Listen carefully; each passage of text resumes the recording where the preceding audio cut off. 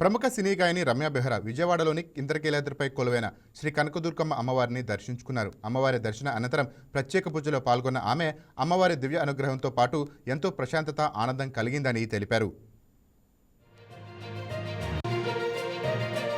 విజయవాడ ఇంద్రకీలాద్రి అమ్మవారిని దర్శించుకోవడానికి సింగర్ రమ్య బెహ్రా వచ్చారు. అమ్మవారి టెంపుల్ చూడడం జరిగింది. అసలు ఎలా అనిపిస్తుంది ఆవిడని అడిగి తెలుసుకుందాం. టెంపుల్కి వచ్చారా, ఎలా అనిపిస్తుంది? చాలా హ్యాపీగా ఉందండి. చాలా బాగుంటాయి, ఎప్పుడు చాలా బాగుంటాయి. చాలాసార్లు వచ్చాము.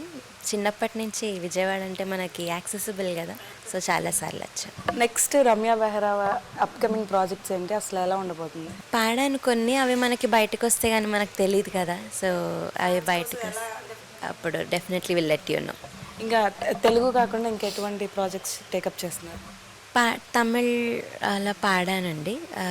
అవన్నీ కూడా ఏదైనా సరే అవి బయటకు వస్తే అప్పుడు మనం చెప్పగలం. లేదు, ఇవాళే దర్శించుకొని వాళ్ళ మళ్ళీ హైదరాబాద్ రిటర్న్. అయితే చూసారు కదా, అంటే అప్కమింగ్ ప్రాజెక్ట్స్ కూడా చాలా వరకు పాడారు. అవి ముందున్న రోజుల్లో వస్తాయని చెప్పడం జరిగింది. అదే విజయవాడకు రావడం కూడా చాలా ఆనందకరంగా ఉందని చెప్పడం జరిగింది. ఇది ఇక్కడ పరిస్థితి. వీడియో జర్నలిస్ట్ పవన్తో Bindu, YK News, Vijayawada.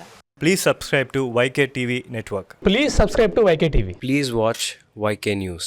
Don't forget to subscribe YK News channel.